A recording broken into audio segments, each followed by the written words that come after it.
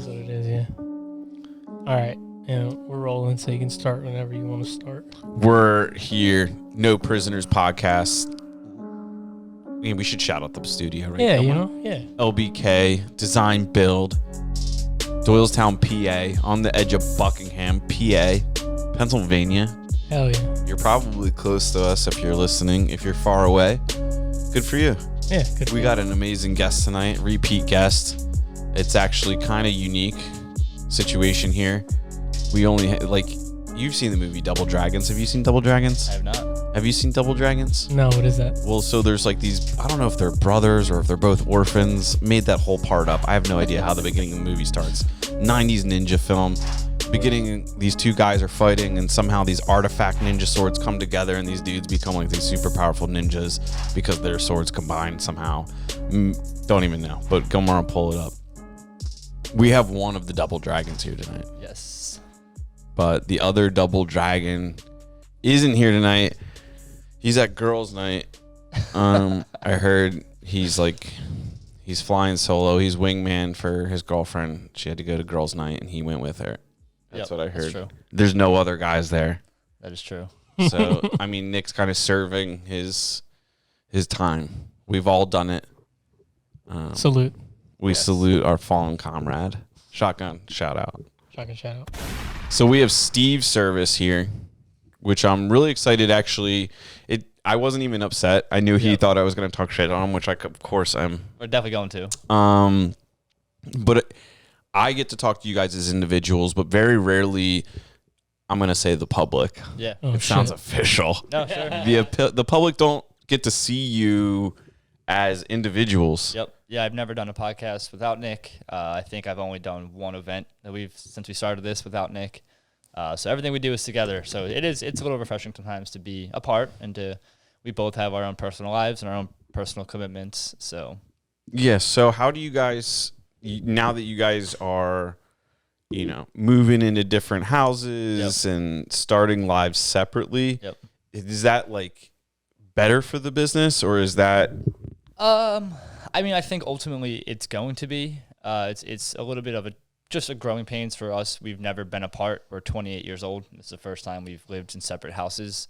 So it's more so figuring out on how to have things to be more serious. Like we're gonna have to schedule meeting times and Because if people don't know, yes, they're twin brothers that own a business together as private chefs. Yes. And a little bit more than private chefs. They don't just do that. Yeah, exactly. But we'll get into that. So we do everything together. We always have. We've worked together. We own a business together. We've always lived together. We moved out together at 22. And so this is our first time ever being apart. It's pretty cool. I think we do both like our individual kind of spaces and being able to be individuals. But obviously together we work the best. And it's just figuring out those, like, we're not just together all the time. So it's not always business time. So we have to kind of schedule those kind of things. And it's more texting and more like calling each other in the mornings of like, hey, where do we have to go today? Do you have to pick something up today? It's definitely pretty cool how it's definitely helping us delegate tasks easier to each other because we're not together all the time. He does certain things, I do certain things because he's closer to certain places we go to frequently. He now always goes and picks up certain produce items and goes to certain shops and things like that because it's just easier on his drive up to where we are. Yeah, for sure. It's different. I saw when you guys made the announcement, the separation. We were there for the umbilical cord. We cut it, and Nick just left the house. Mm-hmm. It was funny, was a foggy day. So Evan's coming home on Saturday, and he's always saying, he's like, I feel like it's like having divorced parents. Who am I to hang out with? Yeah, exactly. You got him for the weekend. Exactly. I asked Evan if I was going to see him this morning, and he's like, yeah, of course. And I'm like, I won't see you. Yeah, no, that's not going to happen. Yeah, we're excited to have him back. I thought when you guys made the announcement, I thought that it was on a personal level for you guys. I thought it was going to be like a little new and weird. But on a business level, and I think I probably said this as we were driving away, I probably said this to Ariel, how much of a positive impact I thought it was going to have on your business. Because I knew, and like I don't want to say struggling, but I know what the struggle's like to start to delegate and like separate responsibilities and things like that. And a lot of times that's really weird. Yeah. And it's hard to like, can I say this to that person? Sure. Can I tell them to do something? Can they tell me to do something? Well, especially when we're in the same household all the time. So like from the second you walk down the steps in the morning to have coffee together, it's like you're already thinking about those things that I have to talk to you about or tell you about or delegate to you. So it's cool now where like when he comes over to the house, it's just to enjoy our company together. And when we're at the kitchen, it's actually business, and it's easier to get out some of those harder things to say to people, because it's like we're now in a business environment where we're at home. Like it starts kind of being defensive, or it starts to become more maybe of an argument than it should be, because like you feel defensive when you're in your own house, when you're the most comfortable. But when we go to the kitchen and when we're in these kind of business environments, it's easier to talk about the shit that we have to air out, and the things that we have to talk about business-wise, and the things that need to be addressed, and have that not get kind of emotional, if you will. You know what I mean? Yeah, it's I guess conflict is a necessary part of business. I've learned that when there's a conflict, that's ultimately I've just taught myself to just think like, okay, this is a conflict. This is just an opportunity to grow. Yep. Exactly. Instead of immediately, sometimes I still blow off. Yeah, There's a few people that might be listening to this that'd be like, I yelled at you this week or last week over like cabinets or something, but it still happens. It's whatever. But like it gives you more like the conflict, in a healthy sense. If you can do that very quickly, you can solve problems faster. And if you can solve problems faster, you can do more business. Yep. If you can do more business, you can make more money. Yep. So I think that's really cool. I'm happy for you guys. And just so anybody like also knows, he only moved out because he got engaged, and he now moved out with Sarah. So it's not like there's any rifts between the two of us, or was anything negative or any kind of issues going on. It's all for positive reasons. So I just want to clarify. It was actually, that's not it at all. Nick can't grow dreadlocks. Yes. And you can't live in our house without them. He got upset. He just like this mane over here, he just couldn't stand it anymore. Every morning he just walked downstairs and he saw Steve's dreads and just, son of a bitch. Got real angry. Yeah, so he just started cutting his hair real short to compensate. And it is funny, his hair is getting super long too, at least for him. He does have really long hair.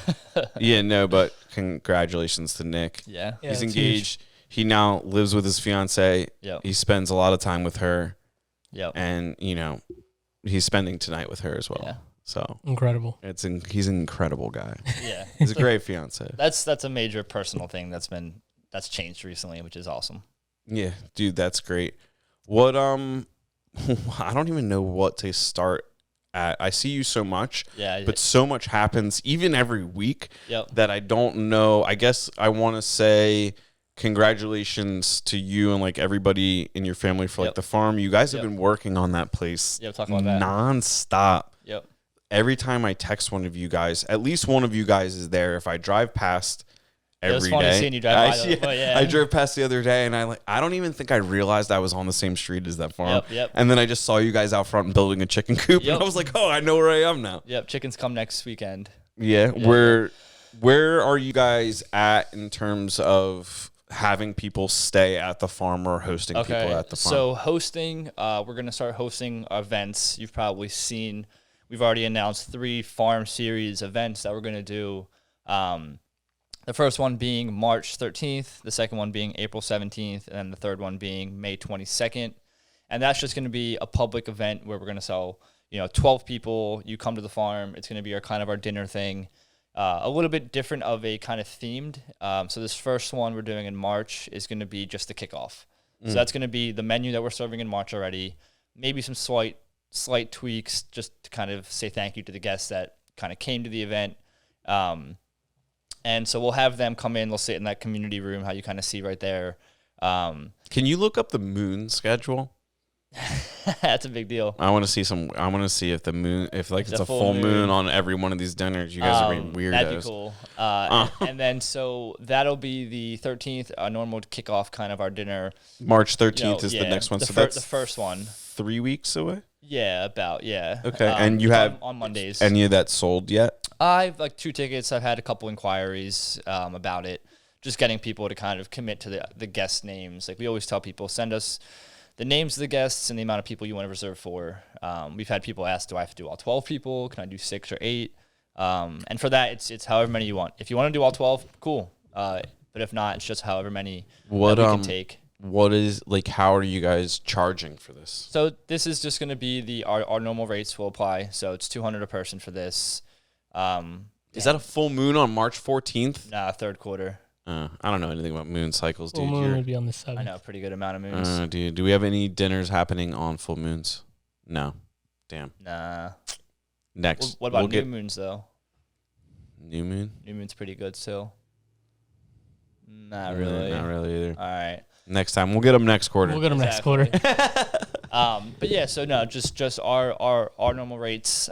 Because it is our property, we will give some complimentary red and white wine, organic Pennsylvania red and white wine. We'll do a champagne toast, I think, for the first event. Kind of how we tell our story about how we started our business at most of our events. At these farm dinners, it's going to be a little bit different where we're going to maybe touch on some of those things, but it's going to be kind of giving our parents a voice to talk about how they got this and what their vision for this was and kind of what inspired them to do it, what kind of pulled the trigger for it, what their vision for the whole space is going to be for the future. And then we're even thinking about kind of putting in, I don't know really how to describe it, but like kind of little ploys of like, when you're here, I don't want to hear anybody talk about what you do for a living. So you not have to have conversation points that have nothing to do with what you do for work. And little things about like why we gather. Nick's reading this book called Why We Gather. And it's things like that where it's like, I want, we'll pose maybe for the first one. I want to hear at least from everybody tonight, what does community mean to you? And everybody has to have kind of a reasoning of why, of what they want to say. You know what I mean? That's a really cool concept to that might be very like new and unique to us, but that might be something that they did back in the day that was real general. Like they just, because I've been to dinners or different functions at places like the Union League. When I was a member there, they would have like different nights of the week. There would be open table conversations, and sometimes they would be just open, and then sometimes they would be open but surrounded around like specific topics. So like I was a part of this one club that was I don't know what their deal is because they still send me invites to like the Zooms and stuff. I'm like backdoor these guys. But it was like an entrepreneur's round table. I forget what the name of it was, and there were some players in this group. So you would go to these, once a month events on like a Wednesday evening, and it would be 2 hours in there with hors d'oeuvres and drinks. Like you would get to like, they would give you an opportunity to like ask your questions. And I always found that like it was so rewarding, and I would really probably say that was one of the catalysts for me starting a podcast. Because meeting all those people at like the different organizations when I lived in the city and like having real conversations with them and learning very quickly from them, I really enjoyed that. So hearing about this, like what you guys doing, definitely it makes me like consider participating like a lot. It makes it like makes it more of like we're not just eating food. It's now and now it becomes I think it makes it more intentional. It makes the whole thing more of a purpose. Yeah, it's really cool. It's cool to network, but I think to network around different things. It's not just how can we excel our professional careers, or how can we do this? Like, let me hear your ideas. Well, like, that's like I wish Nick was here because he's the one reading the book. The whole thing about what community means to you is a big one that stands out to us. The whole, again, not talking about what you do for a living. I don't want to hear you talk about anything that's like, don't fucking talk about your kids. I don't know, like the simple things that everybody's go to when they feel uncomfortable or when they're in uncomfortable situations. Like we want to say you can't talk about that. Yeah. Not to make you feel more uncomfortable, but to kind of open you up a little bit more, to make you feel a little more vulnerable. And kind of how we always talk about at our events, I think being around food and being around a table really opens people up. I think having some sort of intentional topic that might be not the usual is going to just enhance that experience and do more than sitting around a table with 12 people you may or may not know. I have two questions. Is this an assault on small talk? No, not It's at like all. kind of like let's like really get to the meat and potatoes of a conversation, either quicker or kind of control that, or like what is that goal in controlling this? And then my Sure. second question, which is probably quicker, cell phones. Okay. So cell phones, we always say, like, besides for pictures and things like that, we try to keep people off them. Because at all of social our media events. is a large part of your experience and what you offer. I mean, I've had the pleasure of like having you guys come over a lot, so Yep. it's like different for me, I guess. Sure. My wife's still probably taking pictures, so like that's a huge for your business. So we always say, like, our biggest thing is putting phones away for the duration of the time that we're all here together.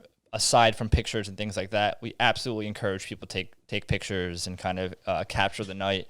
But like kind of you're saying, like, social media is not going anywhere. So you can post that picture 2 hours from now. It doesn't matter. You don't have to do it exactly right now.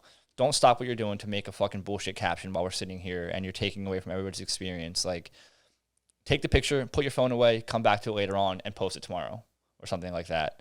So that's awesome. I'm not going to tell you no cell phones, but I think when people come and they sit with us and they dine with us, they kind of get the idea of, hey, it's supposed to be a personal kind of experience, and to kind of maybe keep cell phones a little as a second thought. But no, we don't want to get rid of small talk. We want to kind of give these topics to maybe enhance the small talk, or to kind of give you a jumping off point, or to give you something that's not just like, oh, hey, what do you do for a living? Like, you always hear the cliches of, how's the weather? Like, we want to, that's terrible. Like, Okay, so what happens? I get you want to do that because say you have 12 people, so you could potentially have 6 couples Sure. That don't know each other. Sure. Which could be really cool. Yeah. Or Or it can be crazy. or Yeah. wild. Who knows? Yeah. Who knows what could happen? It's always fun. But in the scenario that say you have 12 people that know each other, how would you approach the conversation motif or that sort of control? So even with that, so we have this little game we have at our house, and I'm sure you maybe have seen them. They're called chat packs. So what it is, it's like a deck of cards, and every card has a different topic on it, and a different something, and it might just be something as simple as like, what's your biggest pet peeve? And dude, you hear couples who've been married for 20 years be like, yo, I didn't know that about you. So like, we could have 12 people who are all homies, and not one of them could know what the other one thinks about community, or thinks about family, or thinks about farm-to-table cuisine, or thinks about where the food's coming from, or whatever the maybe topics. Again, I wish Nick was here because he's reading the book and he would probably have a lot more insight. I love how we're just digging it into Nick. Call him. He's FaceTime with Nick. Yeah, I told him I was going to print a picture out for him. We should. But I was actually not sure how the cameras were going to set up with that, so I'm definitely going to superimpose a picture of Nick You should. into somewhere of here. But I don't know. I think with some of these proposals, like, it might teach you about people you've known forever, but things that you don't know about that person. You know what I'm saying? So, and again, it's just a I starting. take back what I said. Now that I've asked that question, It's a starting point, I if you wanna actually see the whole thing. Even I don't want to say clearer, but I guess I appreciate the whole concept even more. Thinking about potentially sitting down with 11 other people that I know very well or semi well, and then actually getting to know them better at the end of the thing. Exactly. Okay. Yeah, So, I also second that. That's a really good idea. I think we're so stuck in having everyday conversations. Yep. And this will be an opportunity to expand and enrich your Well, then experience I think with other everybody's people. always talking about what they're seeing on their phone, Yeah. what the news is saying, or Yeah. what's happening, like, directly related to them in their day-to-day life. You know, when we do these events, we try to, like, none of that matters for the next 2 or 3 hours. You know what I mean? Like, let's forget about some of these things. Like, we're all just here right now. This is all that we're doing, and let's focus on this one thing. And I think when we start with that, sure, everybody goes around and tells what you say, but like, even with the chat pack, the idea of it is you answer the one question of my biggest pet peeve is nails on a chalkboard. And that goes into somebody talking about a story of their teacher scratching a chalkboard, which then goes into somebody else telling a story about when they were spanked with a ruler when they were in school, you know, at Catholic school. Like, so it's just a jumping off point to start about what community means to you, and then maybe experiences you've had in the community, or people you've met from the community, or things like that, you know, whatever. So it's just an idea to start talking about, and that's going to probably take the night into so many different directions. And I could see this almost becoming like this conversationalist dinner Yes. structure. That'd be awesome. Like you could like even call it something like that, but making it a staple event Yes. monthly. Yeah, exactly. And then making it this like exclusive 12-person thing where inevitably you could charge more money, and then and we would just like I'm actually jealous of you and the opportunity of like who you potentially, like the conversations you could potentially be around, and like what you could pick up. Well, I think this is why these that. kind of things are so important, because I never thought of it in that sense of like, okay, instead of being a themed menu, it can be a themed conversation topic. And we're serving our regular menu, but for this night, like I'll go through. I hate that you say regular menu. Yeah, I just mean like the That's menu we such a serve. downplay. The menu we serve, for all of our guests. Yeah, right. Like In that period. we're trying to do something at the farm where whatever we serve there wouldn't be what we're serving on the seasonal menu that we have on our website. But that's a little bit more challenging For us, for you guys. Like, are you thinking about like how you're approaching all of these awesome ideas and like pace that you're approaching them with? I think our whole family is like pretty intense in that sense of like. You guys have been hammering for like a Yeah. long time, Yeah, and your dad's a machine. Yeah, he is. Yeah, he is. So I think you're right that we definitely get all these things, and maybe we try to implement some too quickly. Where I think like even a small example I've been thinking about recently, we just had guests actually in February. We cooked at their house 2 weekends in a row. They were for totally different occasions. One was for a friend who just hosted it at their house, and then the following weekend was for the husband's mom and all her friends for her 70th birthday or something like that. But when we first started this, we always said like we would never serve you the same thing twice, which in hindsight was a major outreach and something that we cannot deliver on. An overreach, yeah. Yeah. There's no way that I would have been able to change the menu for 12 people by the following weekend with all new things. So I think like saying that we want to do different things at the farm might be an overreach. I think we'll probably do maybe a course or two. Would be something different. I don't think you should feel negative or bad about that. Like I definitely think that was an overreach, like factually. Sure. But you guys are providing a service that as time goes on, like the price is going to increase. Yeah. And it's already semi, exclusive. Yeah. That the frequency that someone is going to dine that close together, I think maybe I have. Sure. Yeah, you have. Exactly. Yeah. But like, I don't care. Sure. That's exactly. not something that affects me, and it's not going to happen a lot. Yeah. That if it starts happening more frequently, then you got to step back and say, okay, Sure. like we have to address this issue that's Exactly. reoccurring. But I don't think like I get what you're saying, like how you made that claim, and then Yeah, like sure. you couldn't. It's We very can't hard to do stick that, to it, yeah. because that's what I was thinking when you said that preparing a new menu back to back, Sure. like even a few weeks apart It's is a challenging. lot, because you guys are providing food that like you're not just going to the grocery store Yeah, and exactly. getting Velveeta Exactly. and Yep. like you're sourcing it locally. So if it's not available, you can't. Yeah, we can only do can't so many serve things. it. Yeah, Yeah. exactly. I got that. I mean, it was cool. They were the first people we've ever had have 2 dinners 2 weeks in a row, and it was cool to hear them say like, "I'm excited to eat that again next weekend." And then we say a lot like, regardless if it's the same menu or whatever, like maybe we didn't season as heavy last week. I think when we went back the second weekend, I remember saying to them like, "Yo, the like chestnut foam is much better this weekend. The like sauce that we have for the steak, I think is better this weekend." And the You know way what I the mean? mind works too, you're having different conversations as you're eating, you're drinking different things. It's definitely a different experience. You're never going to remember like this time I remembered I got you. the appetizer, Yep. but like I could have the same thing back to back. It's Sure. like witnessing, a crime. You see a guy leaving a red shirt, the guy's shirt's actually green. Sure. It's not even a green shirt, it's a Town Clo like t-shirt. Yeah. You know what I'm saying? So I think there's nothing wrong with setting those like dramatic things. Sure. But I think for a first Dial event, it in a little bit. Yeah. a first event, you guys sound like you're knocking out of the park. Like you guys have a lot of wild ideas, like Sure. I do, Yep. and it's definitely cool that the first event that you're doing here sounds really like I don't know what the word. Awesome. Sure. We'll just stick to Well, another. so the first one we kind of are posing as the kickoff. So it's going to be our normal menu that we serve to everybody for that entire month.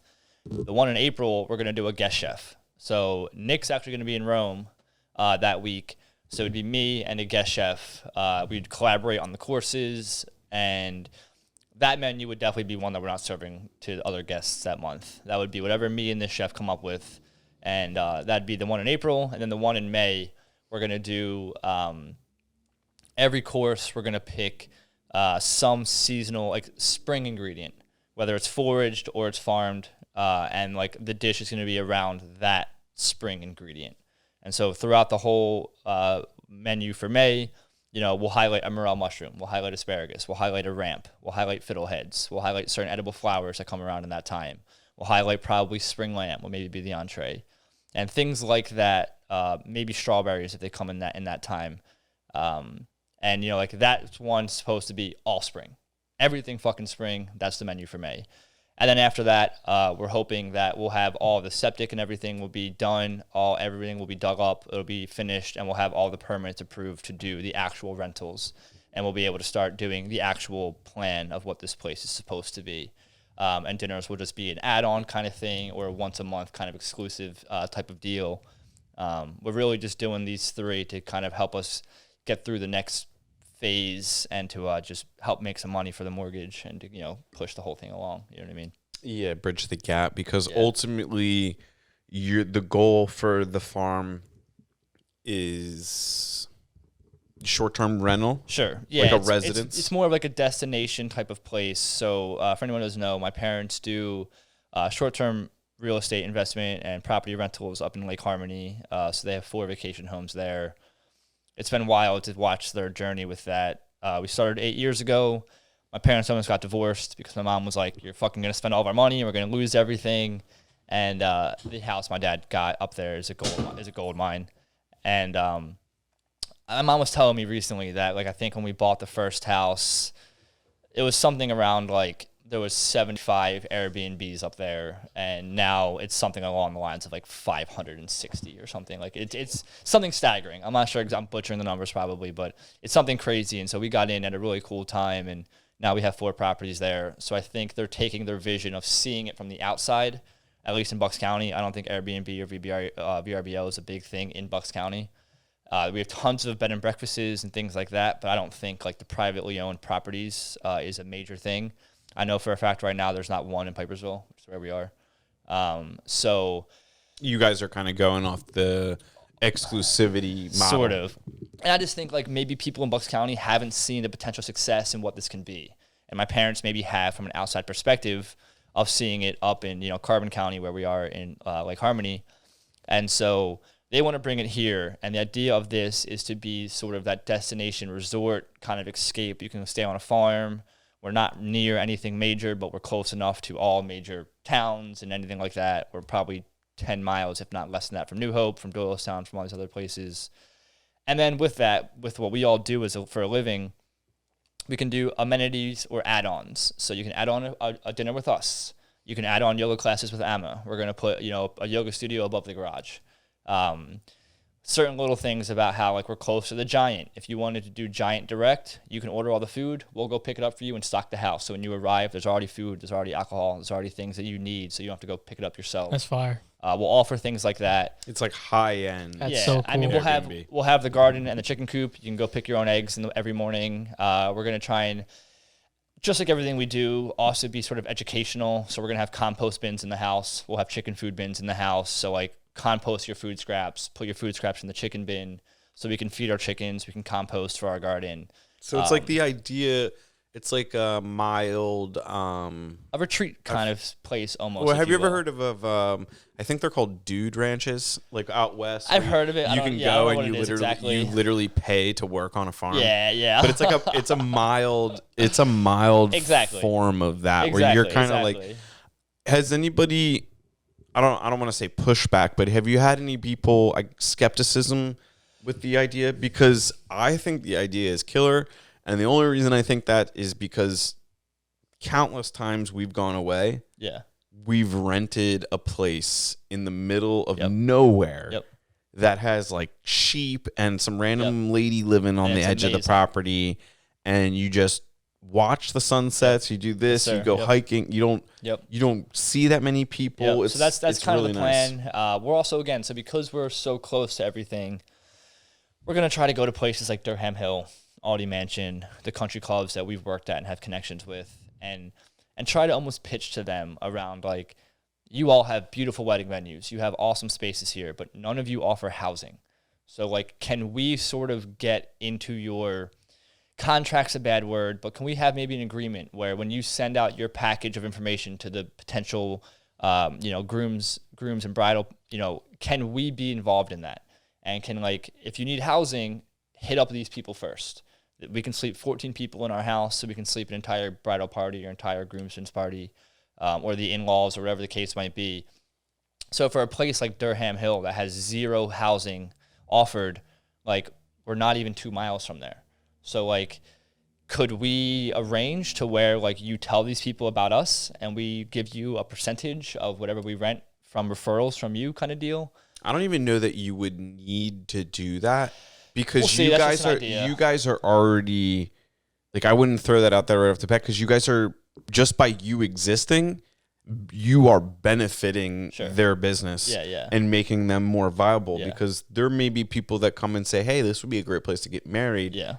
But where would we stay? Well, that's when I'd hope that Durham Hill would say, oh, here, I have a place for you to stay right here. Which Contact makes their people. business You know what I'm saying?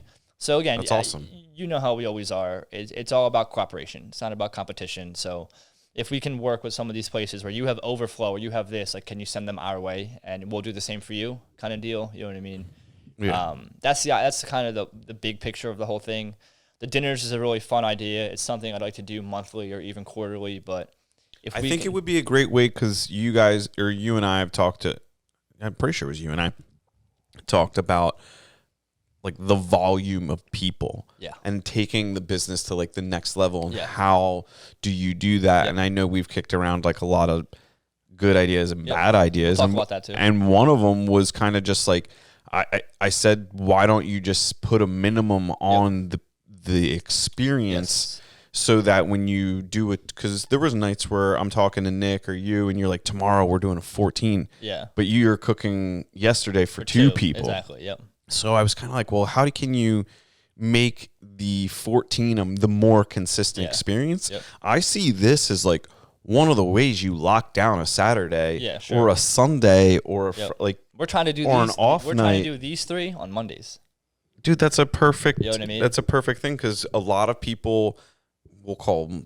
Start your week off right. The conversationalists. Exactly. They're busy people. They've got things going on. A lot of times, like people have stuff going on with their kids on weekends. Exactly. Yep. You know, get a babysitter. So we're trying to do it for that reason, at least for these first 3.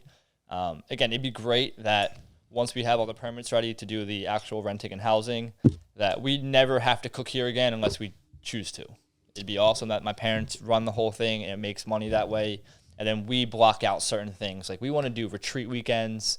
We want to do like horticulturalist events. We want to do like woods walks where we explain what's growing, what you could forage, what you could eat, tree identifications.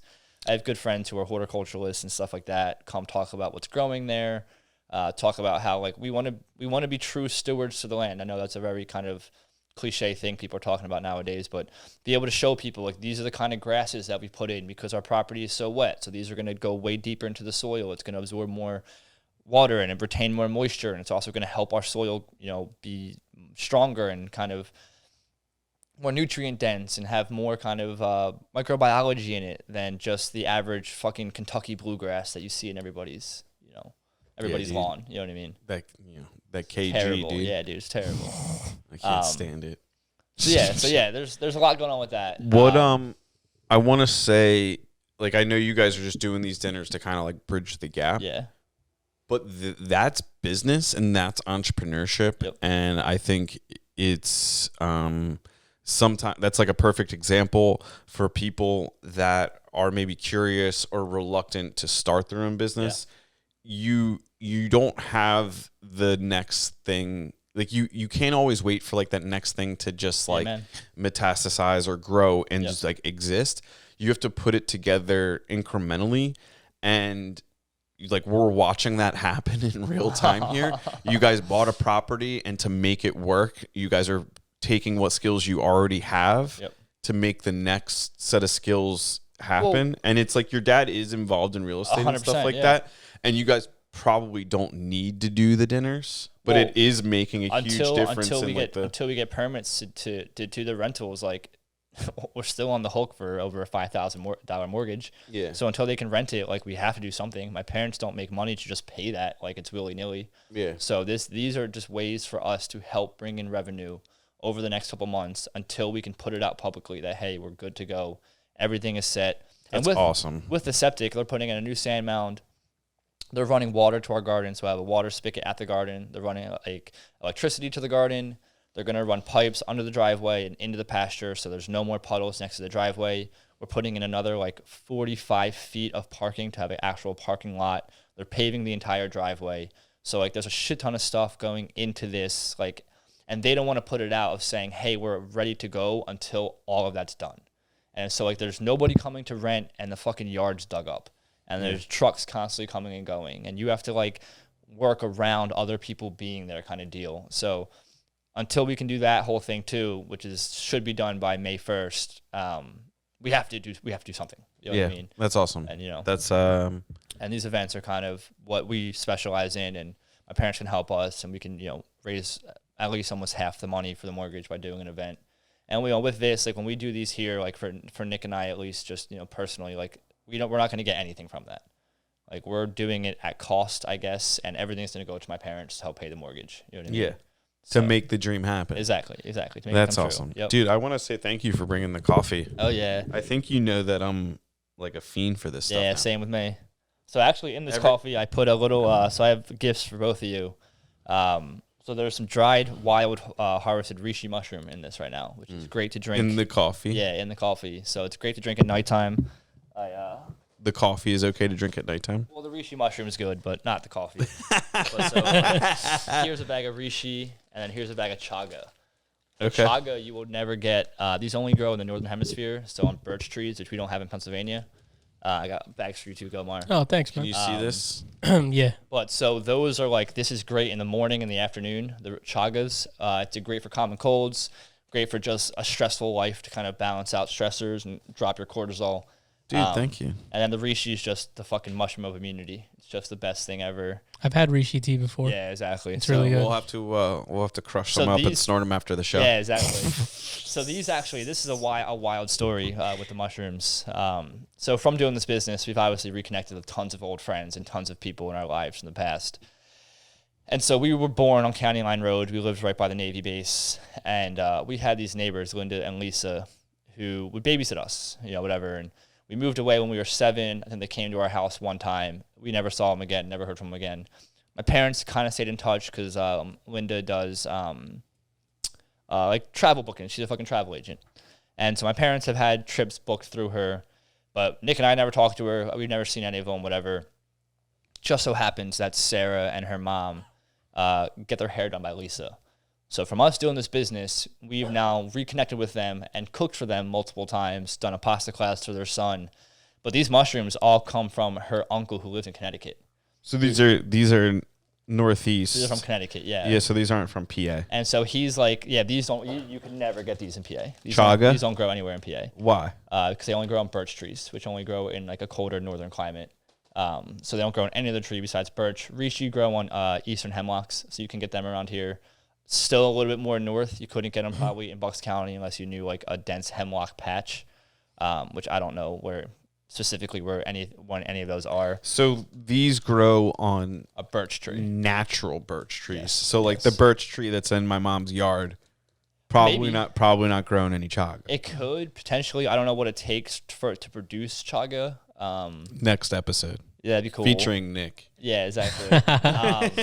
So I'm not sure if it needs to have maybe other trees around it that maybe bring in other bugs, that bring in other bacteria. I'm not entirely sure. Obviously, mushrooms are a sign that a tree is sick and they're kind of decaying, which is not that it's good for us. Obviously not good for the tree, but so I don't know if your mom's single birch tree would grow chaga ever. I'm gonna keep my eye out for some unless it was chaga. dying, and it looks absolutely insane. Like it looks like just like a big piece of like a canker on a tree, and you chip it off. Yeah, you'll pull it up. So her uncle actually, you might even be able to find it. Look up biggest chaga mushroom. Dude, the computer's so fast now. So her uncle actually is the one who is like in a magazine for having the biggest chaga ever foraged. This one? I'm not sure if the record's been broken or not yet, but they showed me a picture of this one that was fucking huge. It He's got to get back out there and defend the record. It looked just like that. See, yeah. the problem with that picture is like they should put a child or something next to it. No, they should, yeah. Exactly. So you could like go back. I could take a picture of this mushroom and make it look like the go back to biggest one. images, and if not, That's a pretty big chunk too. Go back to that one with it next to the rock. You can tell in that one how big it is. Which one? The one you were just on before. I think it was the top. It was like the banner. Oh my bad. Yeah. Whatever. This one? Yeah, something. No, maybe go up to the top. Go up to the top. Oh, yeah. Yeah, how wild is that? Looks pretty crazy, doesn't it? Yeah. Look at that thing. So that's the biggest one in that picture, I think. That looks like 2 feet tall. But go back to images. You might be able to find it. And if not, I'll show you the picture that they sent me. Dude, 78.2 pounds. Yo, going back to the mushroom conversation we've had numerous times. Yeah, this one? I want to meet the guy who was first walking through the woods and decided to eat that. Oh yeah, dude. You know what I'm saying? He was. It's like old indigenous knowledge. He was somebody to know. Yeah, I've had that conversation with Anna plenty of times. Here, check this out. So that's him. That's I'm like, how do you know? He looks like he would find a chaga mushroom. Doesn't he? Here, check it out. Show it to the camera. No. Holy shit. Damn. Buddy. So, pretty cool. That's awesome. I appreciate these gifts. Yeah, thank you, man. That's like the wild shit that's we love so much, and the cool connections we've got to make from doing this. Look at that. Holy shit. So how can we ingest this So stuff? chaga, I would say take one of these cubes, and I think the way we're gonna start doing it, like the dad of the girl I got it from, they're old, like in their 80s, and so he'll make a pot of this with 5 of them, and he'll just drink it all day long, and just go back and refill it, drink it all day long, and you can get 3 or 4 rinses, I guess if you will, out of each of these. Like if you feel this and feel this, like these are so dense, these feel like wood almost. It kind of feels like they're super. Have you ever super had dense. like the space food from? I know what you're talking about. I never had it, but I know what you're talking about. It's kind of if you've had space food, you know it has that. It That's feels like wood. It feels like rocks or wood pellets, Yeah. kind of. So I think what we're gonna do with that, I'll probably start maybe tomorrow, or just as I get more into it and more comfortable with it, we'll probably put one of the blocks in just a coffee cup like this, and I'll probably just dump boiling water over it, And just let it steep, see what happens. and then just as the day goes on, I'll just add more boiling water, and I'll just add more boiling water, and I'll just I feel like you're gonna start seeing us just always having a cup of reishi tea or chaga tea now just in front of us when we're prepping or doing things like that, and we'll just always have it with that one little brick in it for 2 or 3 days as we kind of rinse it. The reishi, as you've seen, I grinded it up in my coffee grinder with the coffee beans. So I just put it right in, ground it up, put it in the coffee. I can't even taste it. No, exactly. You wouldn't even know. Yeah. I think that's a really good kind of way He of could have Bill consuming Cosby'd that. me, and I would have never. Yeah, known. exactly. So I think that's a cool way to take the reishi. What I was just kind of reading before I came, because I wanted to have actual facts to talk about, is that the reishi is better to drink more in the evening after 7 o'clock to 11 o'clock. It is going to set you up for a better sleep, where chaga is more one to drink in the morning and consistently throughout the day. So I think that's probably how we'll start consuming it. I can see myself just making pudding. I don't know if you have any of the casks you put herbs in to make tea. I'll probably just crush. I know what you're talking about. I'll probably just crush some of this up, put it in one of those, make reishi tea, add a little lemon peel or ginger. Probably pretty good. Yeah, I was gonna ask. Have you ever some honey? Yeah. Have you ever? What were you gonna say? No, just put some honey in it. I think Yeah. that'd be good. Oh yeah, What were you just gonna ask? cut it. Yeah, exactly. Yeah, just cut us some You honey. need to cut it. Uh-huh. He's got bricks in his tea. He needs to cut it. Have you ever heard of the 4-Hour Work Week? The book. Of course. Have you heard the? Ariel bought it for us. Oh shit. Yeah, I only started reading a little Look bit at of it. that. I and- guess that's technically. You bought it. I Shayla. So you bought it for us. Ooh, got him. Got his ass. So yeah. Yeah. So I knew that. Yep. But there's a follow-up to that book called The 4-Hour Body. Okay. I would be lying to you if I've told you I read the whole book. It's quite large. Yep. It doesn't have a textbook vibe, but it could. I know what you mean. The 4-hour work week's pretty big too.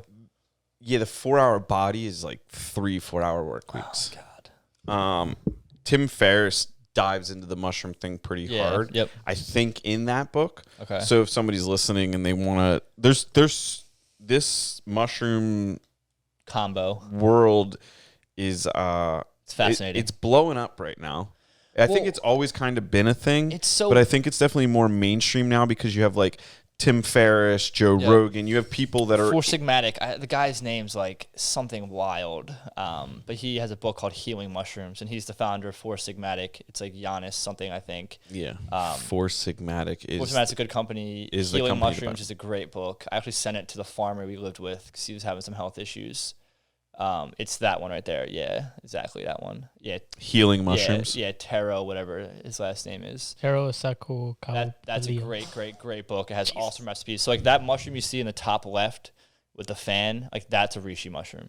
Would you be interested That in one, yeah. doing an episode with a mushroom expert? Yeah, because I don't know shit about it. I would love to do an episode with a mushroom expert. Could we talk to Anna about who we might have on to talk mushrooms? I could put you in contact with some mushroom people. That's my next question is like, I want to see who she might know someone that's like actually in like teaching. Yeah.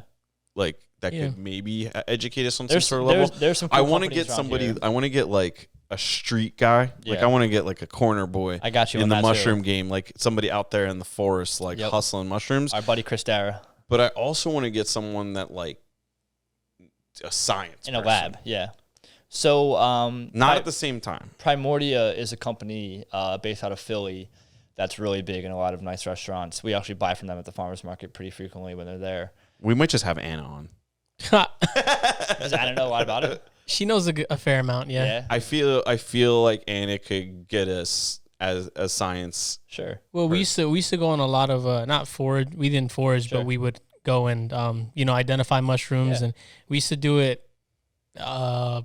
During the beginning of spring, end of the fall, and we would go out with a bunch of groups and just identify and compare. So do you have a page? Because I'd love to even see that. I've never done something like that where like you walk with a group. That's what we did. Somebody who leads it and tells you about everything. I would love to do that. Yeah, Anna's studying that. Yeah, she's actually she's gonna be doing an internship in Massachusetts. Fascinating, man. Yeah, there's so a friend of mine is a scientist and he worked on cancer research and now he's working with genetics. Yep. And he got Anna Anna also got it herself, but she now has an internship at this Nobel winning lab. Yeah, sure. And she's going to be studying genes and she's going to try to infuse mycology or how bacteria can now work with genetics and stuff. So well, I mean, you know that like we are mutation. Basically, she's creating X-Men. We'll see. I don't know. You know that we're closer in genes to mushrooms than we are to any plant. Oh yeah. You know what I mean? Like, why is there certain receptors in our bodies that are the same thing in psilocybin? Mm-hmm. Like, we're supposed to be eating things like this. The reishi mushroom, actually is like one of those things that like really helps balance your endocrine system and flushes a lot of fluids throughout your entire body.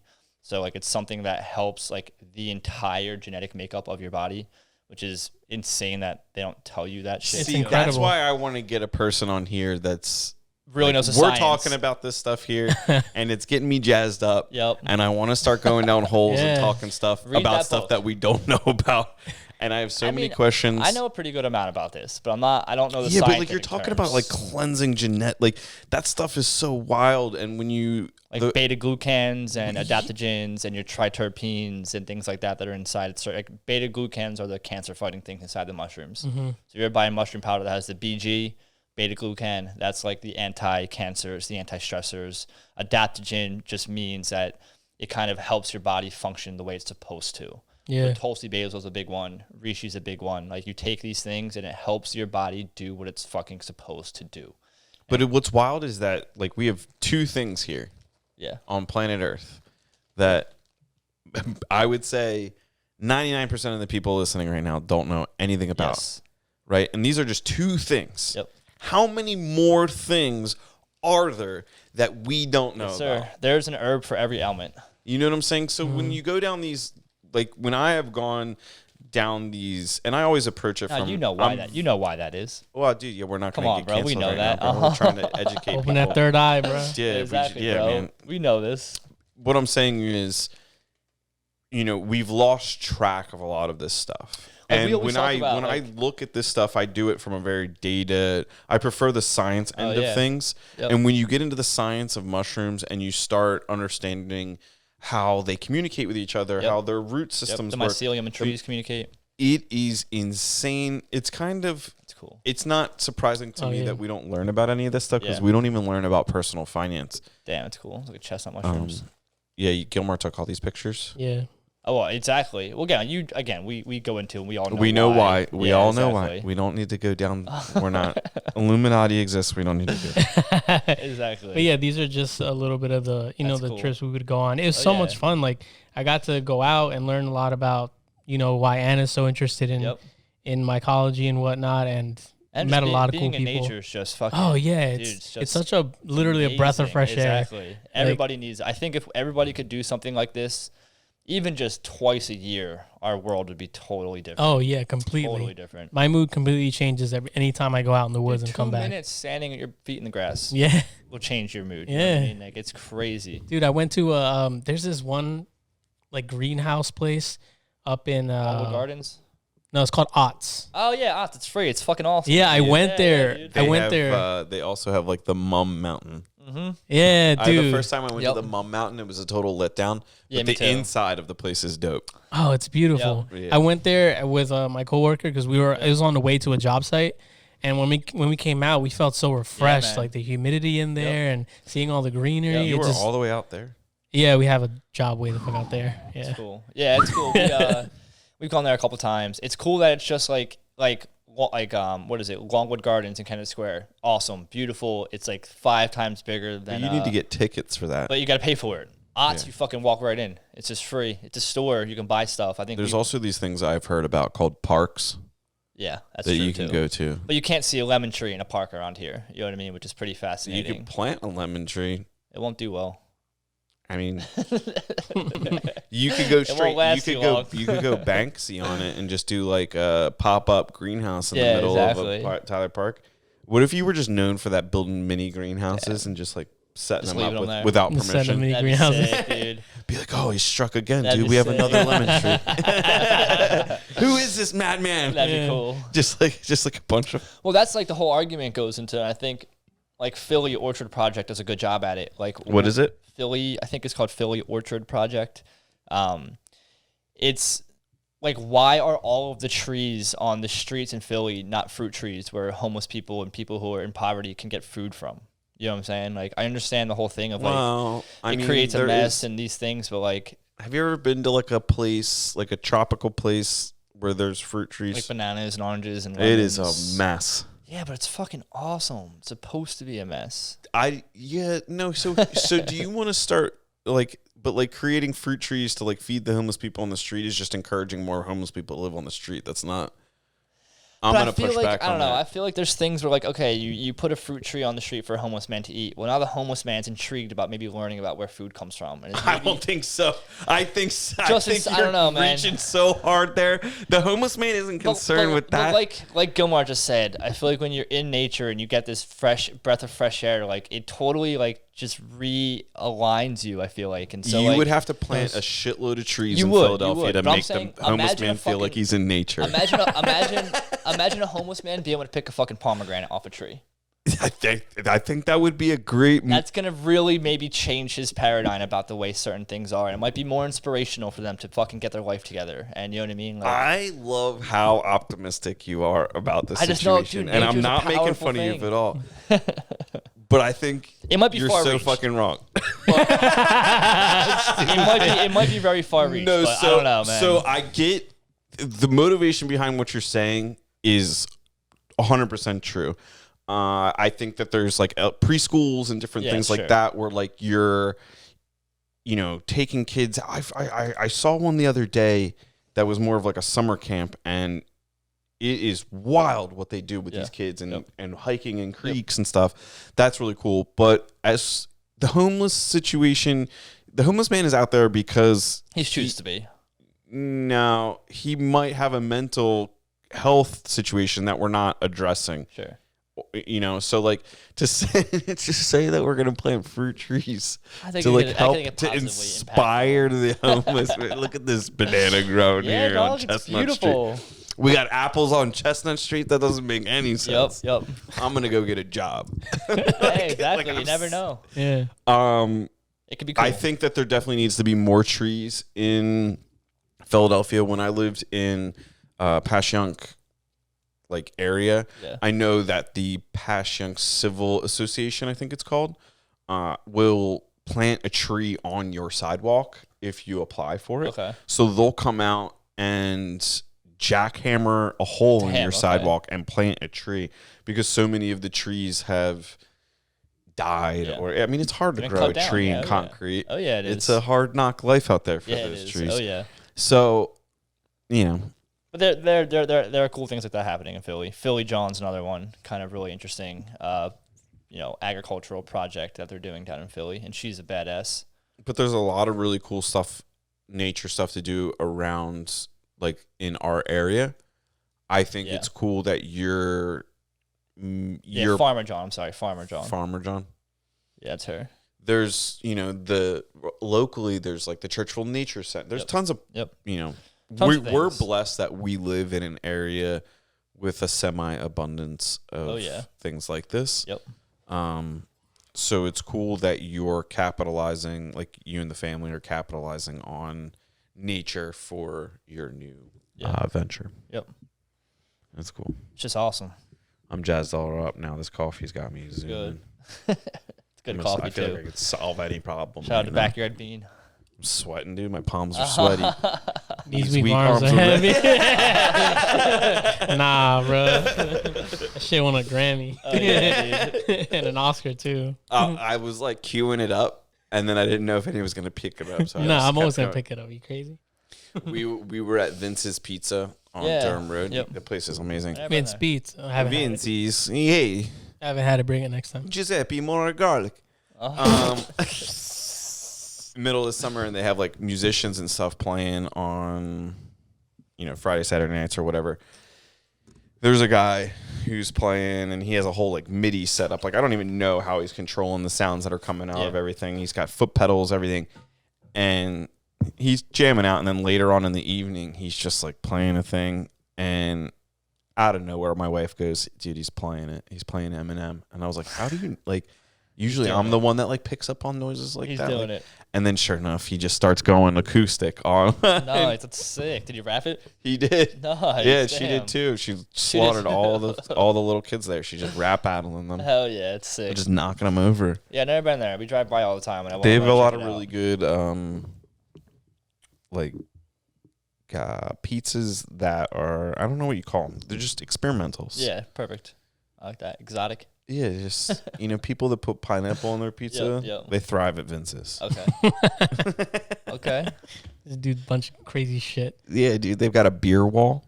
Really? Yeah, this show is not for Vince's. We're not giving out free marketing. Yeah, what the fuck, bro? I'm blocking it every time. Yeah, sure. Yeah, dude, beep. When we edit it, every time I say Vince's, just beep it. Beep it. Black bars in your mouth, too. But yeah, I guess if you want to pay for marketing, like give people marketing, but then make them pay for it. Yeah. Be like, we mentioned you in the show, like racketeering, dude. But just we mentioned you in the show, but for us to actually mention you, it's gonna be $50 demo. He said racketeering. Let's go. But they didn't make it criminal. Yeah, dude. It's called monetization. But yeah, no, I guess there are the things that you've mentioned to us on how we can keep going, and I think we're going to implement maybe a minimum of we do 200 a person for our events, but we're thinking about doing, if you have two people, it's going to be $600. So it'd be $300 per person if you want to do two people, like how you said, like we're not going to come out unless it's for $600 or more. Well, so like my whole thing was like you come out to my house for two. Yeah. Like another 200 or for two people, like another $200 on top of that. Like I'd be happy to tip you that. Yeah. So exactly. that money's already there. Yeah. And I'm not exactly a baller. Sure. So the people that are Well, I think the customers you're catering to are people that are having that special occasion with a bunch of people. Yeah. But if you're having a dinner for two with private chefs, you should be able to pay for it. Yeah, sure. And you guys are more than worth that increase in price, or like that set standard. Yeah. And in order for you guys to continue offering your business or grow the business, like, people feel bad charging more money. Yeah. Sometimes. Yep. Yeah, and I totally understand that it's just point scary. of view.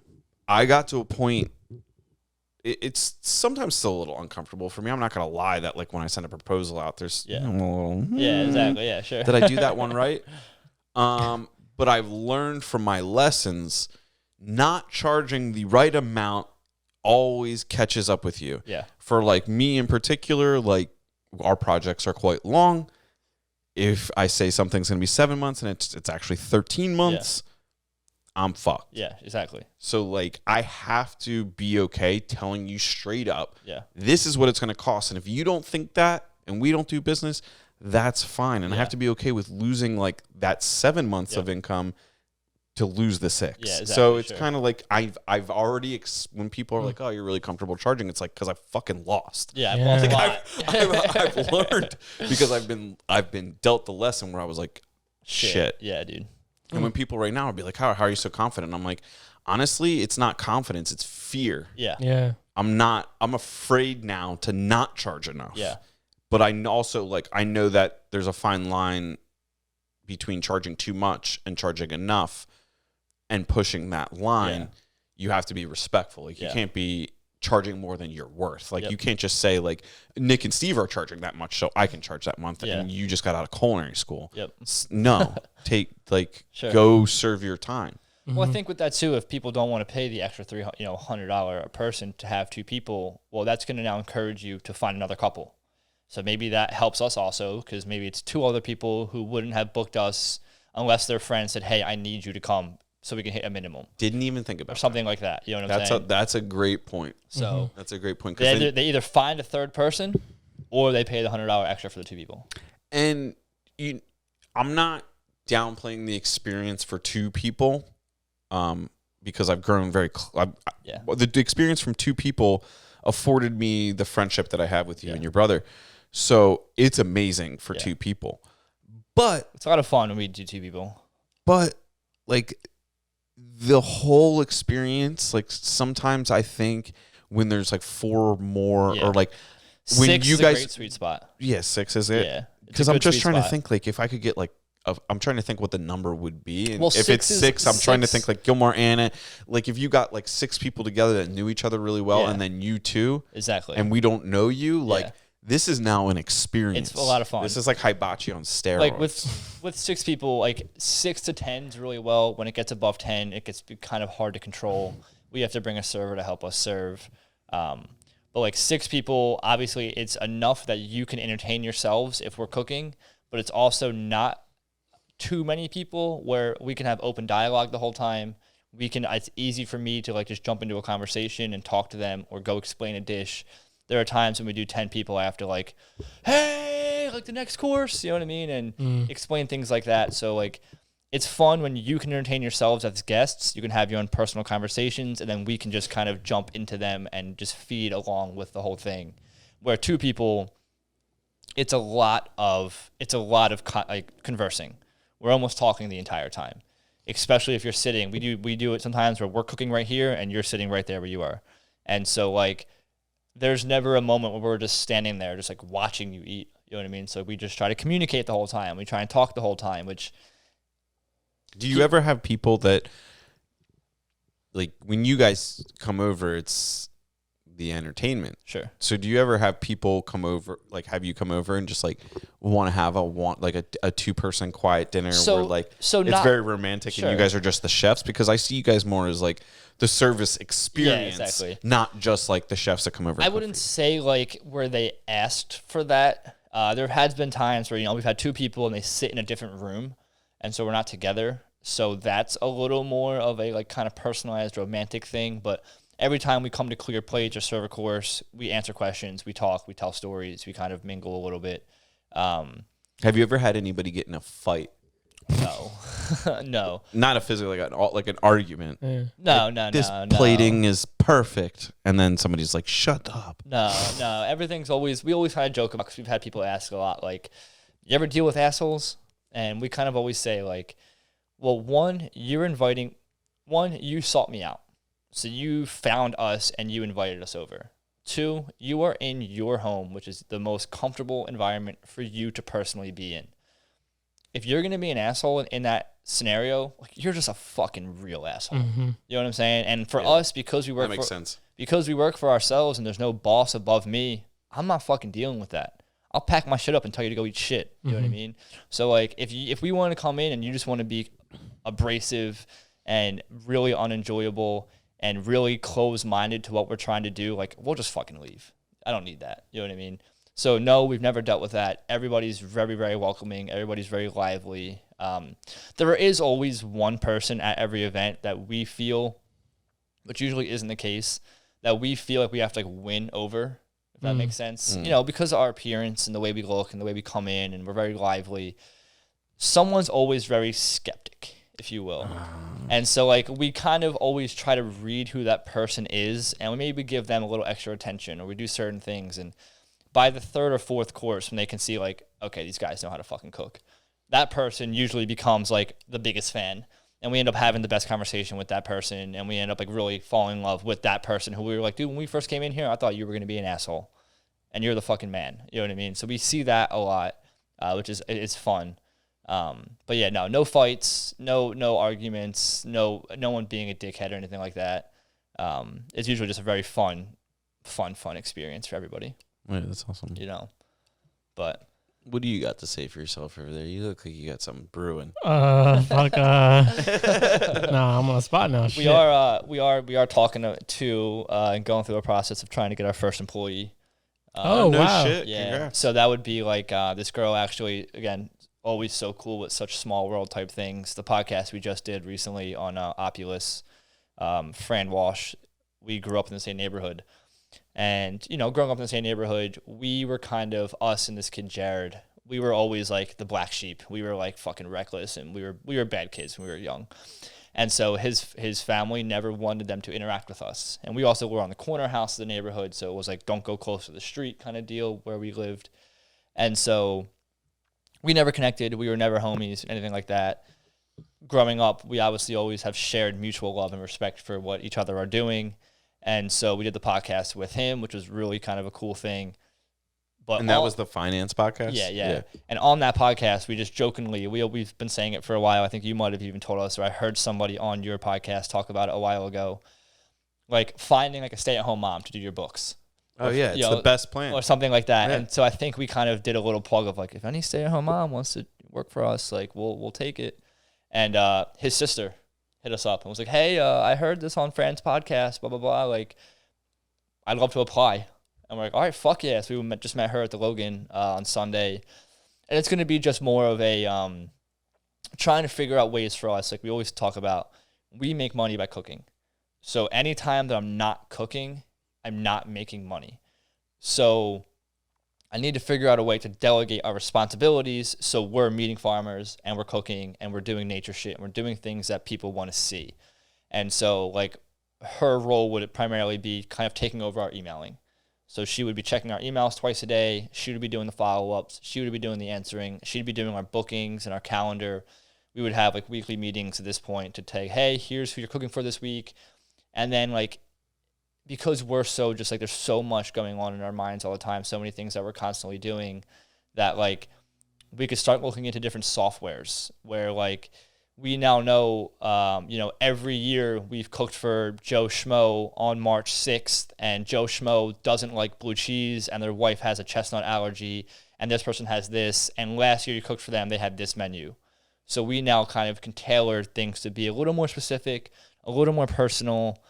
We'd have her do, like, we send out, we just started this year from a suggestion from a guest, which is awesome, doing follow-up confirmations the week of. Where usually we would do like, oh, we hold you accountable. If you book a dinner in fucking August right now, I'll see you in August. Where now we're starting to do at very, very least 5 days out, I'm sending you another email saying, hey, I just want to follow up, make sure the information that we have is correct. Here's the date, here's the guest, here's the allergies, here's the address, here's the start time, here's the occasion, blah, blah, blah, blah, blah. If I can have an employee, I would have her do that, but it would be a voice call. And so we start a dialogue. You start to kind of meet our company. You start to kind of hear what we're about. We get to have a kind of more personal interaction that way rather than just sending an email, but just with the things that, this takes a lot out of me and Nick to do this. So like I don't have the energy or attention to do a phone call. It's so much easier to send an email for us right now. And I'm not really too great on the phone either. I think you guys should just, and you might have already done this, and it sounds like a lot, but you should honestly make a list, I don't care how long it is, of everything you do. Yeah. So it's like ordering this, ordering that, it's like a lot. doing this, and then just look at the list and just start giving it to people, taking it and giving it to people. Yeah. And it took me a long time to delegate well, and I'm still learning a lot. Well, it really just was very clearly making a list of all the things and then just being like, okay, these are all the people I have to help me. Who can do these things? And then being like, are these 5 things this person can do? And the biggest thing, kind of the same way you are too, is like, and why it was fun meeting her and having her sort of know us from our past and know what we do now, like, is instilling the culture from day one. Like, you need to fucking know our standard. You need to know what's expected out of you. If you're not going to try and help us build this, then don't be here. You know what I'm saying? If you're not going to be able to kind of, I understand you probably have other liabilities. I think she's a substitute teacher possibly, and she has a little daughter. But like, if you're not going to put effort into this and maybe go above what I expect out of you, I don't want you to be here. I don't want you to be a part of this. Like, but if you set those expectations clearly right out the gate, exactly, which is big for us. It's everything. Exactly. So, I think she's a good person who would fit that role, and is eager and willing to kind of help us grow this and to build that. Like, awesome. I want you to come to me with ideas on how we can be more personal to guests, on different softwares that we can use. Like, there's a lot of cool things out there. Like, I don't have anything because I'm terrible with technology. Like, I don't have anything that logs who we've cooked for. I personally, in my mind, know when I write it in my I do all reservations pen and paper that, when we come to cook for Ariel and Andrew, this is Ariel and Andrew number 6. So like, I know things like that where, okay, we've had Kristen and Tasso 4 times. Well, on the second time they had this menu, the third time it was this, so we can serve that again maybe and explain how it's a little different this time. And you hold that all up here? Yeah, there's not tons of guests that have gotten to that 3 or 4 times, but there are a pretty good number. So you're looking for a CRM. What's that? Customer Relations Management. Perfect. So perfect. Yep. A really great but one. Then so going into that though, which is fucking getting us so just like the doubt creeps in and all the other things, is just doing our taxes just 2 days ago. I don't even want to talk about taxes. Getting into payroll, getting into what it takes to do these kind of scary things is like, holy shit, this sounds like just a whole nother nightmare. Mm-hmm. When you write, our tax bill is fucked. As a business owner, when you write your first even $1,000 check to the government, you're like, fuck. It's like then you write a 5-figure, then you write a 6-figure check to the tax man, and you're like, what is this? And it completely, bro. And I don't want to really get into politics. Yeah.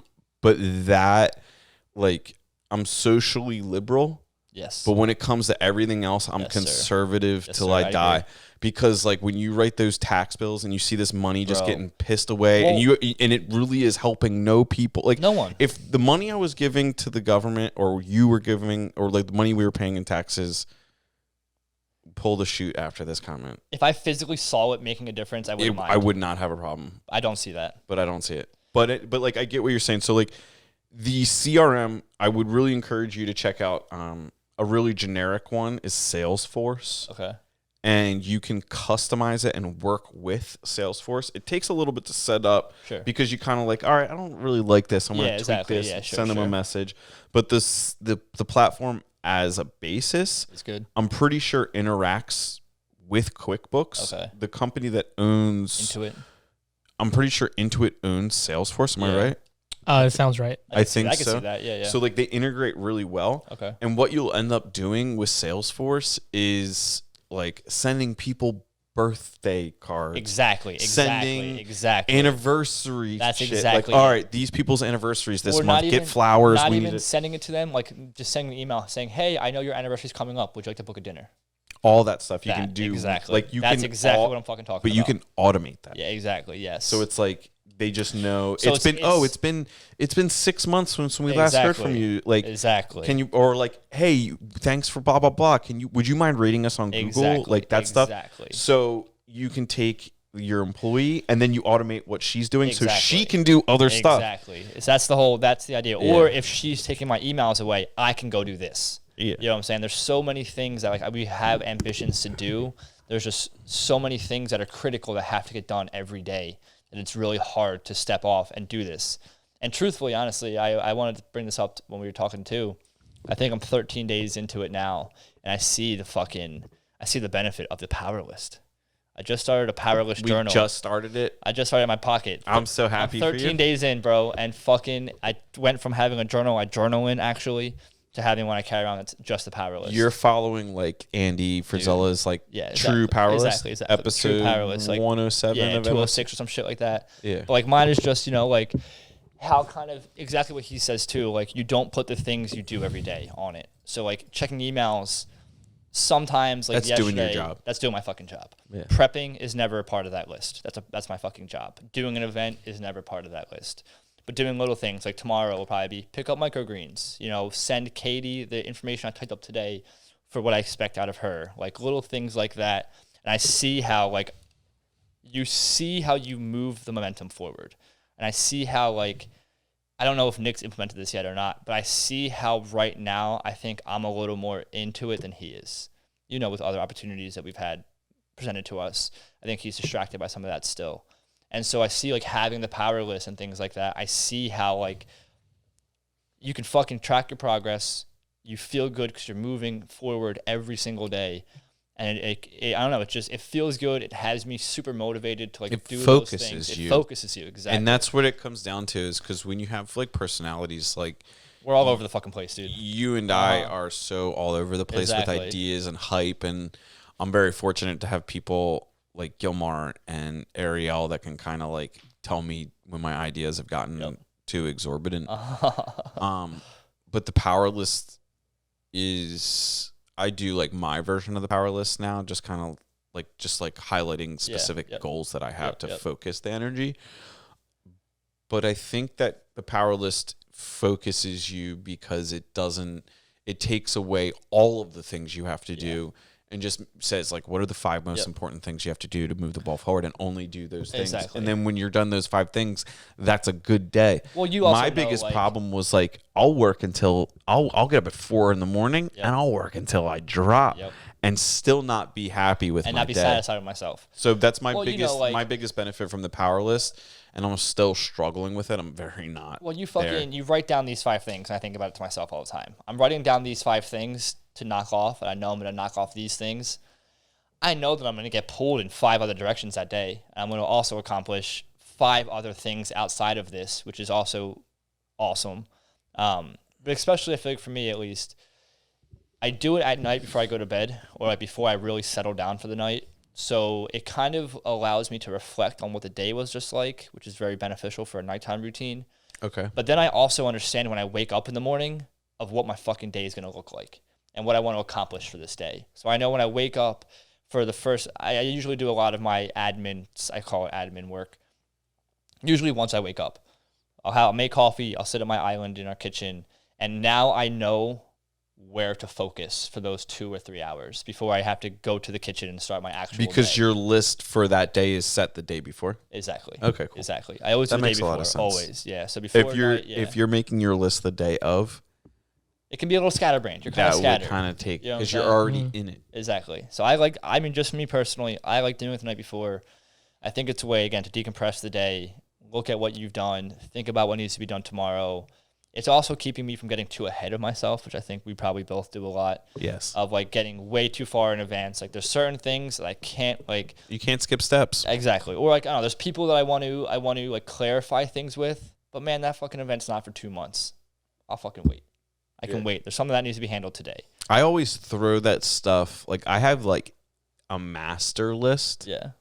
And then because I have so many things going on that sometimes I need to go through the master list to make my power list to be like, oh shit, that is really important.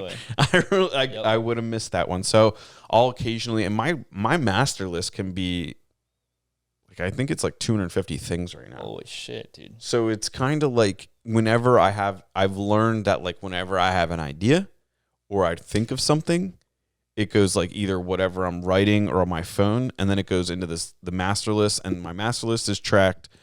Like I track like what date it was input. Okay. And then I mark it complete, and I leave it in there as complete, and every now and then I'll like refresh it and like clear it out. I'm really bad at doing like the when I get an idea or a note, I'm really bad at writing it down right away. I write it down to get it out of my head. I'm terrible at that. Because the problem is if I think of something, I might act on it. Yeah. So if I put it on that list, I know I won't forget about it. I'll eventually act on it so I can like relax about the thing. Be like, I know it's not that important right now. It is important. But it might be. But I won't forget about it. I'll come back to this. Yeah, I do that a lot. And it gave me a little book, and I just write if I have a design idea, I just draw it. Because it's just like that creative, that builder energy. Terrible. It's just like you just get it. When you get the juice, you get carried away. You just go with it. And there's a lot. The artist book that I gave you guys. Yeah, dude, which was fucking Ammon's reading it right now. It's awesome. Did you read it? The War of Art. Fuck yeah, I read it. Yeah, so we'll wrap up the show, but the War of Art awesome is like when I read that book, it reassured me the way I do things. It kind of it could probably be done faster, and I'm like trying to get better at tracking all the information I'm responsible for.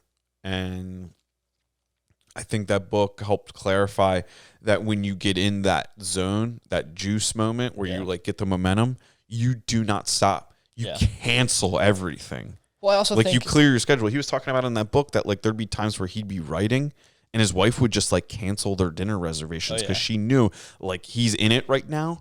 This is like the energy's flowing because tomorrow it might not be here. So when you're creative, like sometimes when you are feeling it, your instinct is to just go after it. And like when you're like, I feel like a lot of times I have a foot in both worlds. Yeah, sure. And you do, I see you do too. Yep. And now you do too, because like you're running your clothing line and designing it. Yep. So when you're doing both, you have to like move a rock over here in business world, but you also have to like do this. Like right now I got to design new shirts for the new company and all that stuff to get the vibe out there for all you guys that wear all the drip. I really took off my sweatshirt the other day and I had an all black shirt underneath it. I was like, oh my God. Like, so I know a lot of people that like but like making gear is like number 56 or something like that on the list. Exactly. So I keep coming back to it. I know it's important. And one of these days I'm probably going to be a selfish asshole and blow away an afternoon and do it, figuring all that out when I shouldn't. And it'll be like some selfish time, but like my list is kept in order of like, I try and keep it somewhat in order of importance. Cause I know if I time collapse everything I need to do and I do specifically what I need to do when I need to do it, like my rise, it's going to happen properly, will happen more efficiently. Yeah. I think that book was really cool, at least for me, where it was kind of saying like, you're always going to feel resistance. And I like how the whole book was about resistance and not wanting to do your things. And it's saying like, if you don't want to fucking do it, sit down. Like, it could be trash, but you fucking did it at least. Yeah. And the cool idea about resistance is the highest when you're reaching that point. Like when I had to make the decision to stay in business for myself or go out, like that's when the resistance was the highest. Yep. I have to choose right now. When the resistance is the highest, that's when you double down. Yeah, exactly. You always double down when you're about to quit. You double down. That's when you double down. That's what I thought was cool. And I've been doing that consistently for a long time. And the times that I didn't double down was when I hit setbacks. Yep. It was a great book.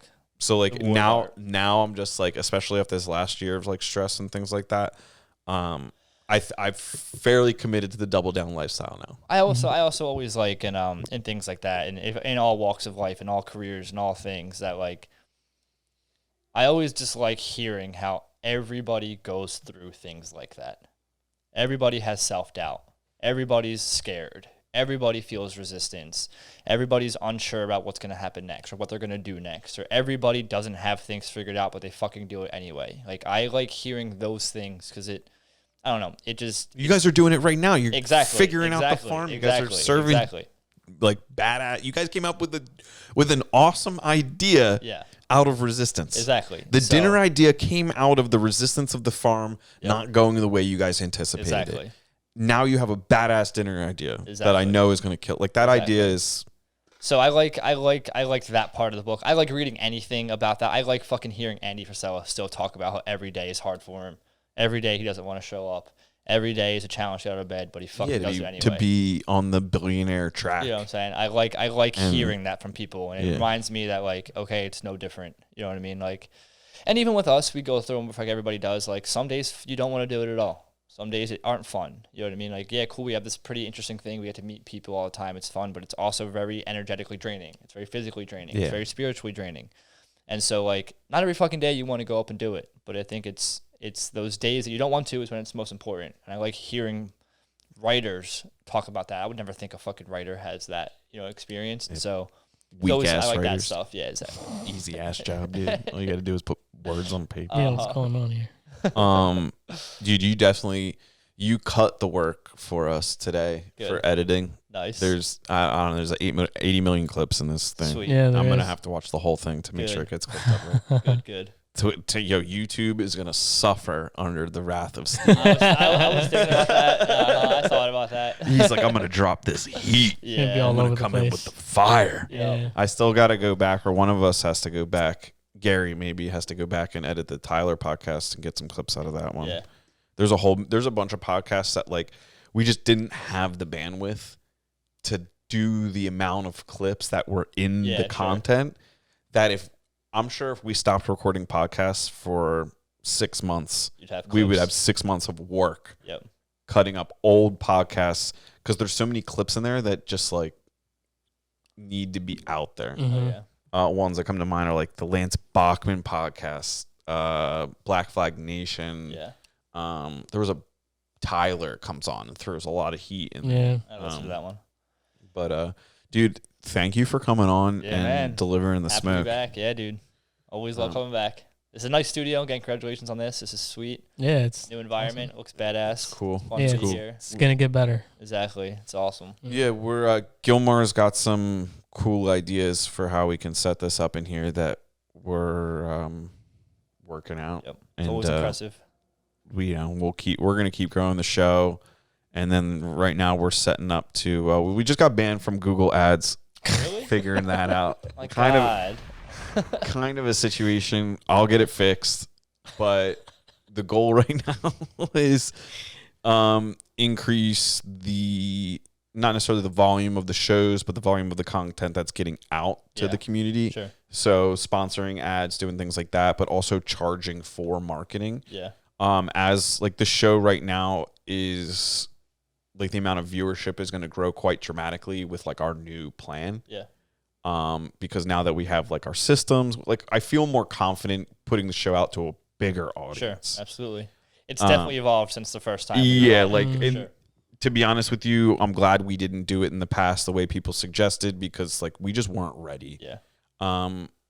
We're Swiss Army knives of skill here, so I feel good about it. We're gonna grow the show, so like we're gonna like marketing and things like that. We'll obviously still do like the free marketing because for all the homies. Oh yeah. But dude, like I'm so pumped for you guys in this dinner. I need to talk to Ariel and see if we can't slide in on one of these. Oh yeah. Just because I want to reserve anyone. I would really want to like meet a bunch of random people. Yeah, dude, it's fun. We've done a few of them at the fire hall and stuff like that, and it's always interesting. It always ends up being like, oh wait, you're so and so from there. Oh, you're so and so from here. Oh, I fucking know you from Instagram or whatever, and it's cool when they get to meet each other and kind of calm it down together. You know what I mean? Yeah, dude. We should do like a no prisoners dinner.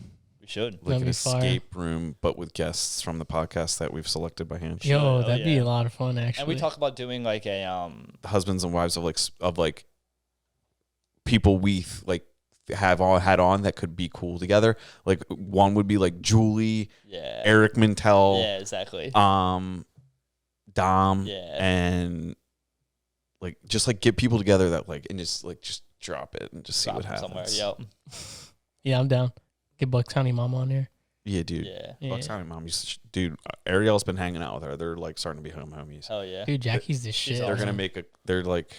Yeah, she's great. Jackie's just, like, awesome. might She be helped us a calling- lot starting when we a gang. started. Yeah, Yeah. setting you guys up with like good. Yeah, just stuff. putting promotions out for us and stuff. She's awesome. Yeah, she's awesome. I She's love also Jackie. potentially part of our suspension from Google. She's responsible. I want to hear about this later. Basically, what happened? It's nothing that bad. Basically, Andrew promoted a video, and the way I went about doing it bypassed the way Google owns YouTube. Yeah. So the way they put ads on the YouTube videos, I bypassed that. Okay. And my ad basically gave you a way to watch our content without watching commercials if you Okay. don't have a premium account by accident. Okay. I had no intention on doing that. It was literally the first goddamn ad I run. Yeah. It was blowing. They banned you. We promoted the Bucks County Mama podcast and like the clip. It was running we were just like Out the gate. the show was just whoop through the roof. And then it was just like, you are suspended. Oh, Really? yeah. Wow. Yeah, it was, Fucking haters. Yeah, it Perfect. started to really ramp up. But now I know I've watched so much Google videos on Google Ads now. Low key bachelor's degree, at least Yeah. associates in Google Ads. Like I hate that's us the 'cause shit that anus. like I'm like, yo, nah. But like what I learned from all that stuff, I'm gonna take to like the construction business. Yeah, exactly. Hell yeah. And everybody on Google is gonna suffer the wrath. Hell Let's yeah. get it, baby. And then I'm gonna give that information to the Servis boys. Damn. Then we're Yeah. gonna take over we're gonna the. take over the world. Yeah. Low key, Love, it. it. dude. So Servis Events on Instagram. Yep. I guess that would be reach out to them through there. Vote for you guys. How much time do we have left on the Bucks happening? I have no idea. All right. Can you vote from multiple email accounts on the Bucks Nah, happening? you got to verify them, so not anymore, Okay. which is fine. It's a good Interesting. thing. So hopefully you can still vote on the Bucks happening if you're watching this, and then find Servis Events if you're interested in one of these dinners. Let Steve know, and Yeah. then if you let him know, also let us know, like Gilmar or I, or just message the podcast page, just because if we get some unique individuals together, it might sway, me showing up or not. Let's go, baby. That'd be Just awesome. get some weirdos together. You know what I'm saying? Oh yeah, I like that. Dude, thanks. Thank you, brother. Gilmar, West. LBK Studio, Yeah. Gilmar, Steve, Andrew, Rambo on the floor, Nick and Spirit. and Nick Service and Spirit. Yeah. No Prisoners Podcast. Thanks for listening.